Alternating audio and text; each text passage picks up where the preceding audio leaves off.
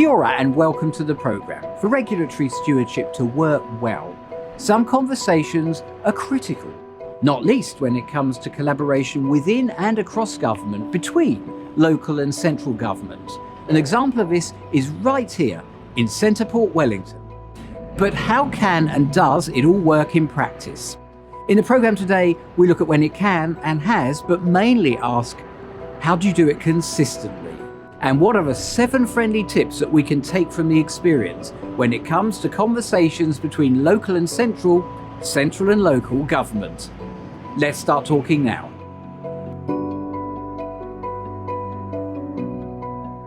As obvious as it may seem, central and local government are not the same thing. It's really important to remember they have different roles, different statutory functions, and they come from different places. But ultimately, they're both there to serve New Zealanders. So the Local Government Act does require that councils need to really take effect of what the community is telling them, what the community wants to see happening in their district and their region. This is a really important element of where the rubber hits the road. Taituara Local Government Professionals, Aotearoa, is the national membership organisation for local government professionals. Despite the differences between central and local government, it's really important that we don't have an us and them approach.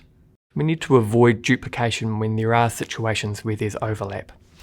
Local government and central government have a range of different drivers that they need to be taking into account, and within a local government context there are different authorising environments that they need to take account of.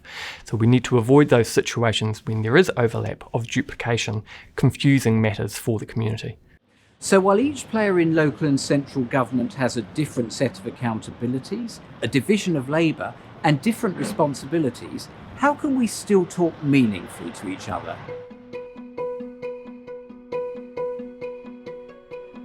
The nature and mapping of these relationships can be complicated. In the local and central government world, it's much better to know who your neighbours are before you pick up the phone to them. Generating an established network and managing it is key. This is particularly important in all sorts of areas.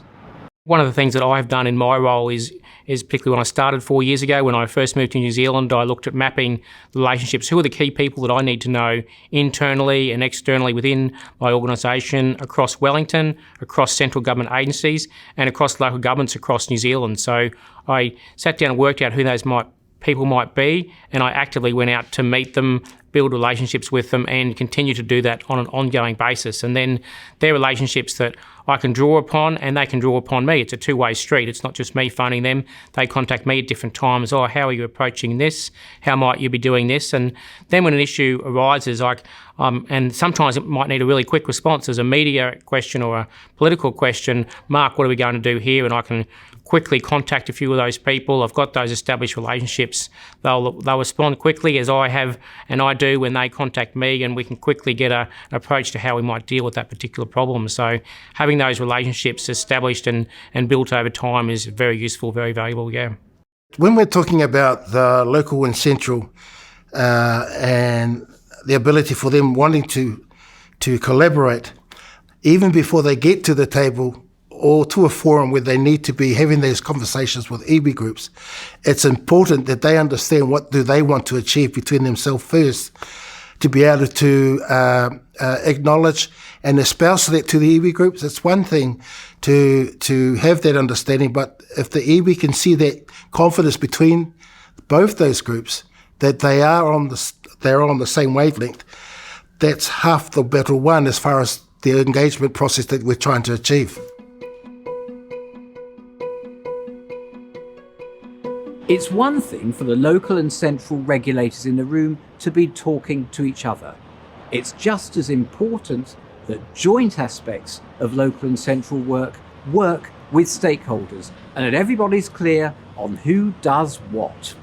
We cover the New Zealand Port and Harbour Marine Safety Code elsewhere in the series as a really good example of regulators and stakeholders working together.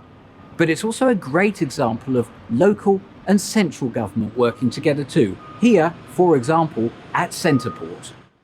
So regional councils are responsible for the harbour masters, and the harbour masters themselves are responsible for managing the port as the regulator. So MNZ sees its role as a regulator as working with stakeholders to set industry standards, supporting industry to understand and comply with those standards, and then effectively enforcing if necessary. But in the case of the code, we don't have to do all the heavy lifting, and we can act more in the role of collaborative partner. This is because all of the parties have proactively come together to work out what a good safety management system for navigation safety looks like, through self-assessments and peer assessments, have provided the education and support so people can understand what the good practice is, and also then supported each other to comply with it, given the ownership all have in the code. So the relationship between central government and regional councils around the code is absolutely critical to making it work effectively, and in particular getting safe ports for New Zealand.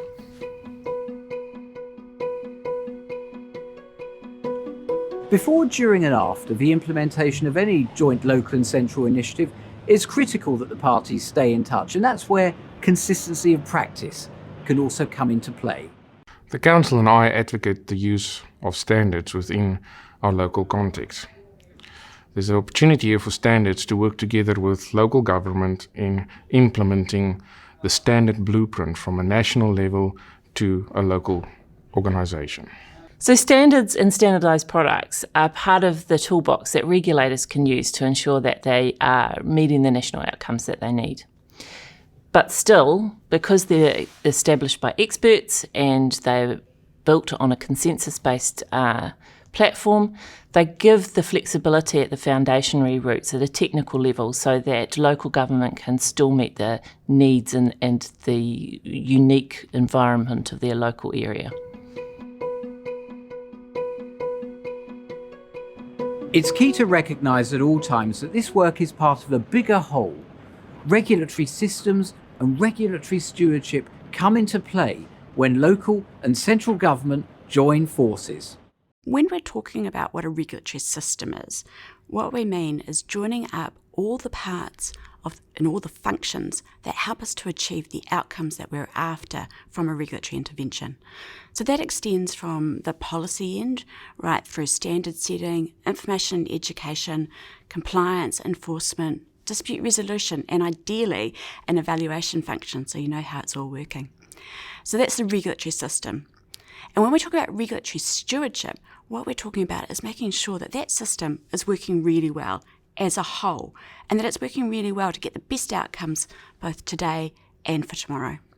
Ultimately, the purpose of regulation is to promote the well-being of the community, to ensure that New Zealanders are protected from harm, disorder and nuisance.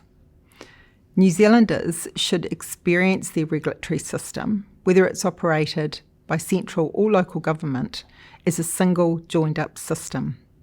And well-trained regulators working at either level will reinforce this. I think when you're working in a regulatory system, whether it's in local government or in central government, it's really important to look up and think about what the system you're a part of as a whole is trying to achieve. I know from experience that we're all here trying to get the best outcomes for New Zealanders, but we'll do that better if we're doing our jobs on a day-to-day basis with an eye on that bigger picture.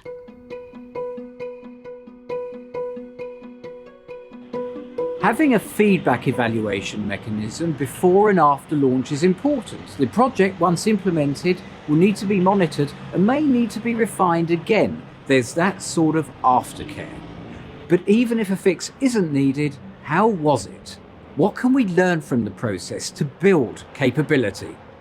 Building workforce capability is a really important component of ensuring that across the workforce we're all speaking the same language. For the individual, increased capability means that we increase confidence and that capability. For the employer themselves, it means that we've got an increase in productivity and performance.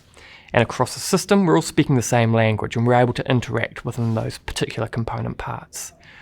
Ultimately, this means that as New Zealanders, we've got a regulatory system that's integrated and is able to better perform for Aotearoa New Zealand. So evaluation, I think, is a key part of what we do as well. A recent example represented local government on an all-of-government regulatory response to regulation issues across the country. So one of the key issues we dealt with there was compliance in parks. People doing the right thing in parks and reserve is critical, that we're not having COVID-19 spread in those environments. So represented local government had quite a close relationship with the police during that, where we developed up a list of key contacts in local governments right across New Zealand. We advised on what the approaches might be in terms of how we handle different COVID level restrictions in parks and reserves environments. When we provided that, the police provided feedback in terms of what they wanted. That was a bit different to what we thought, so we went back and forth a bit, and I engaged with my local government colleagues through Taitara. There's different reference groups for regulation and parks and reserve, and they were very helpful. We all worked together really well. It was a great example of local government working well together, but also with our central government agencies to provide an all-of-government type response, ultimately for the benefit of the whole country. So how do we look at local and central government relationships in which we may get to play a part next time? Our seventh and final tip is really a bit of a wrapper around all six. It's a kind of package, but it does deserve entry in its own right, because different elements of the 6 tips may strike home at different times.